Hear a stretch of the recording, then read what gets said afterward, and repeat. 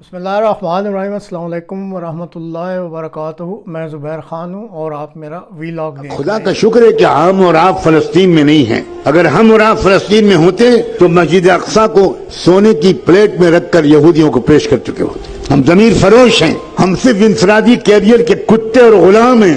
ہم نے اپنا اجتماعی اور قومی مقصد بالکل عرصے سے بنا رکھا ہے۔ آخری بات کہتا ہوں، اگر اس کے بعد آپ کی آج کی رات کی نیند حرام نہ ہو تو مجھے نہیں معلوم آپ کے اندر ایمان کا ذرہ باقی ہے کہ نہیں۔ صحیح حدیثوں سے معلوم ہوتا ہے کہ آخری زمانے میں پھر انصاف قائم ہوگا۔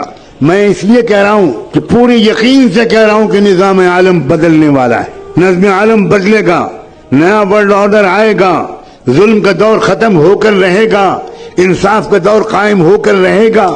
مگر یہ سن کر آپ سوچیں گے واہ واہ واہ واہ واہ واہ واہ، یہ آخری بات تو حضرت نے کہی بس یہ یاد رکھنے کی ہے، باقی تو اور لوگ یاد رکھیں گے۔ جب انصاف کا نظام قائم ہوگا تو ہمیں کیا فکر کرنے کی ضرورت ہے۔ اب سنیے آگے، امام مہدی کے جس جماعت کے ذریعے سے دنیا بھر میں ایک نیا ورلڈ آرڈر آئے گا، امام مہدی کے ساتھ صرف 12,000 مسلمانوں۔ سن رہے ہیں آپ؟ 1 ارب مسلمانوں میں سے 12,000 اللہ تعالیٰ چھانٹے گا۔ اس کا مطلب یہ ہوا کہ 12,000 کو مائنس کر دیجئے، باقی لوگ اللہ کے نزدیک مسلمان ہی نہیں۔ یہ ہے کیفیت۔ ہوش میں آؤ لوگوں، بے ہوشی سے نکلو۔ اپنی بیویوں کو سمجھاؤ کہ بہت ہو گیا میک اپ، بہت ہو گیا مسخرہ پن، کچھ لمحے کے لیے سیریس گفتگو بھی کرو اپنی فیملی سے۔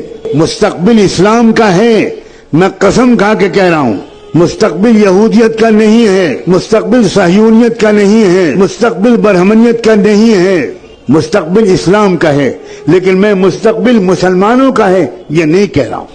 بہت فرق ہے دونوں باتوں میں، مسلمانوں کا مستقبل اور اسلام کا مستقبل۔ بالکل ممکن ہے اور تاریخ میں پہلے ہو چکا ہے کہ اللہ ہم پرانے نسلی مسلمانوں کو ریجیکٹ کر کے نئی قوموں کو اسلام دے دے اور ان کے ذریعے سے اسلام کو غلبہ حاصل ہو جائے۔ نسلی مسلمان ناکارہ ہو گئے۔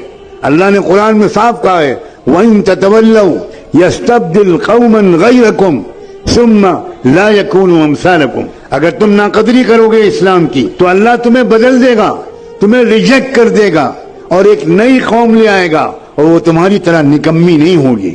اور ہم دیکھ رہے ہیں ایک طرف مسلمانوں کے مرتد ہونے کا سلسلہ چل رہا ہے، آپ کی لڑکیاں مرتد ہو رہی ہیں۔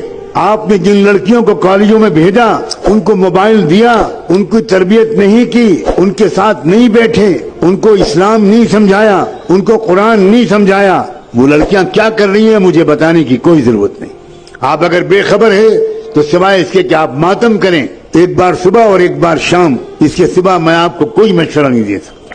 اور ایک طرف کیا ہو رہا ہے، روزانہ کم سے کم 50 یا 100 غیر مسلم اسلام قبول کر رہے ہیں۔ مسلمان ریجیکٹ کیے گئے ہیں اللہ تعالیٰ۔ جاؤ تم، جاؤ مندروں میں گھنٹا بجاؤ اور آؤ تم آؤ۔ اس غزہ کے واقعے نے ایک عجیب طرح کی فتح دی ہے۔ وہاں تو جنگی فتح تو ہو ہی رہی ہے، وہ قوم پوری کے پوری شہید ہونے کے لیے تیار ہے۔ سلام بھیجتا ہوں میں ان نوجوانوں پر، کیسا ہے ان کا ایمان و یقین۔ اللہ کے رسول نے فرمایا تھا الایمان حین تقع الفتن بالشام۔ یاد رکھنا ایک زمانہ ایسا آئے گا کہ ساری دنیا کے اندر مسلمان بے راہ ہو جائیں گے، صرف فلسطین کے علاقے میں ایمان باقی رہے گا۔ یہ حضور کی صحیح حدیث ہے، آج ہم اپنی آنکھوں سے دیکھ رہے ہیں کیا ایمان ہے وہاں۔ دنیا میں لوگ روزانہ بڑے بڑے فاضل امریکن، یورپین لوگ، سائنسداں، فلمی اداکار، میوزیشنز، اسپورٹس مین، لڑکیاں اور عورتیں، وہ صرف اس لیے اسلام لا رہی ہیں، وہ کہہ رہے ہیں کہ یا اللہ کس چیز سے یہ لوگ بنائے گئے ہیں۔